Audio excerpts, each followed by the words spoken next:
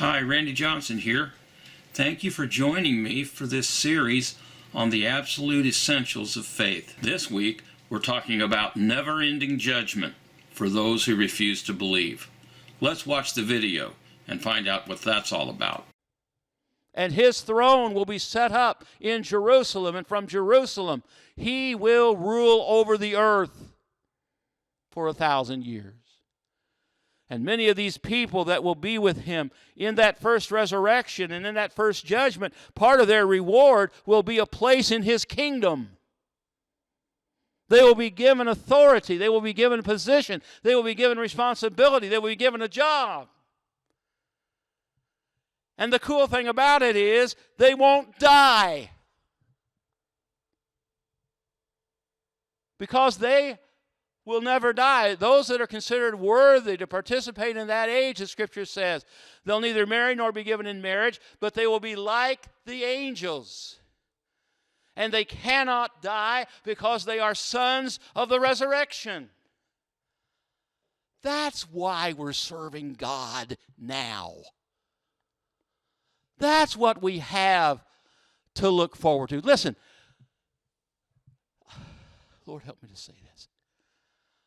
We are not going to spend eternity in heaven after we die as disembodied spirits. You see, that seems to be, for some reason, I don't know exactly where it came from. I can do the research and get back to you on it.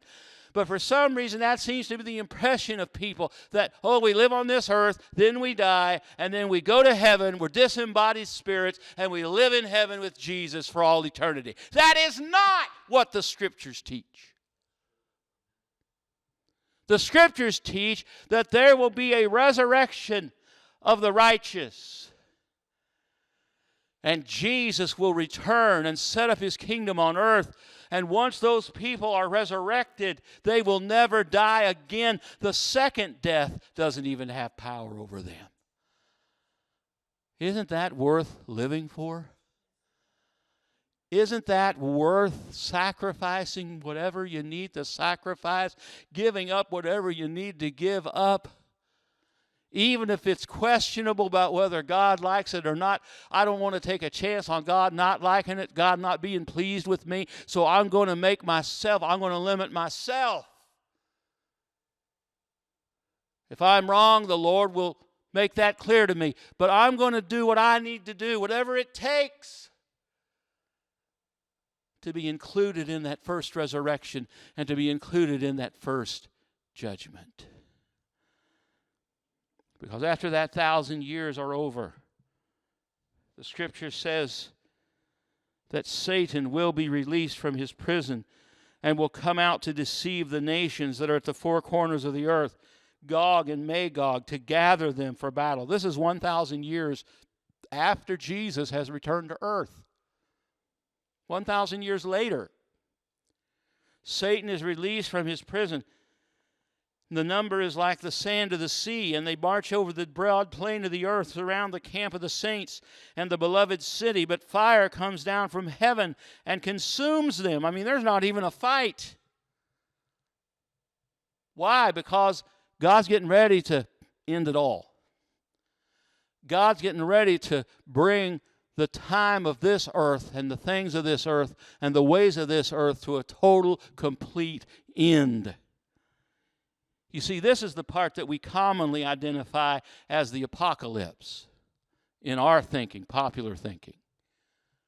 But it happens 1,000 years after Jesus has already been back.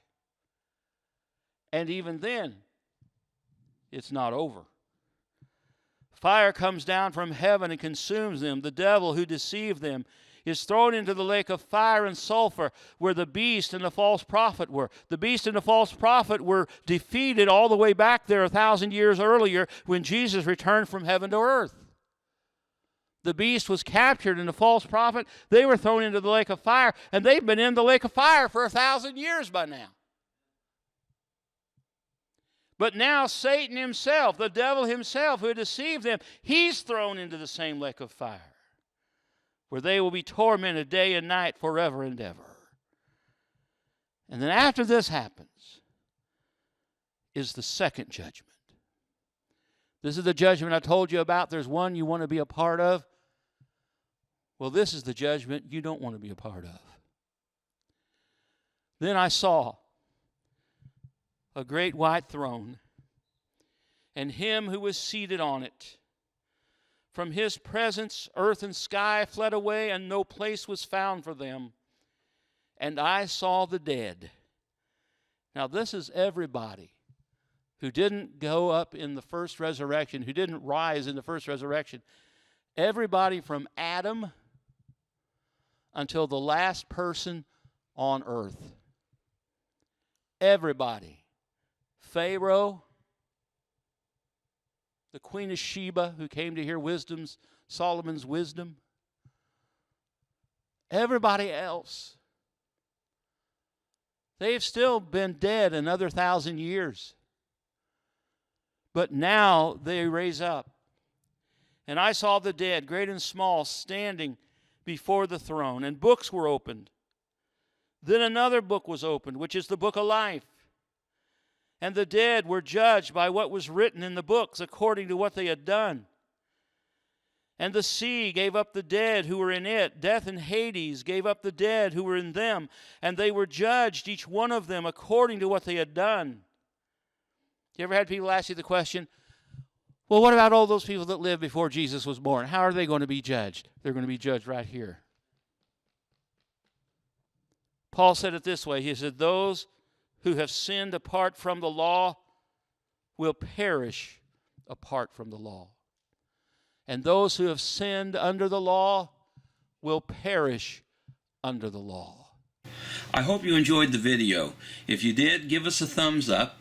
And don't forget to subscribe and ring the bell so you can have notifications of future videos. Also, be sure to leave some comments down below. God bless you. Have a good week.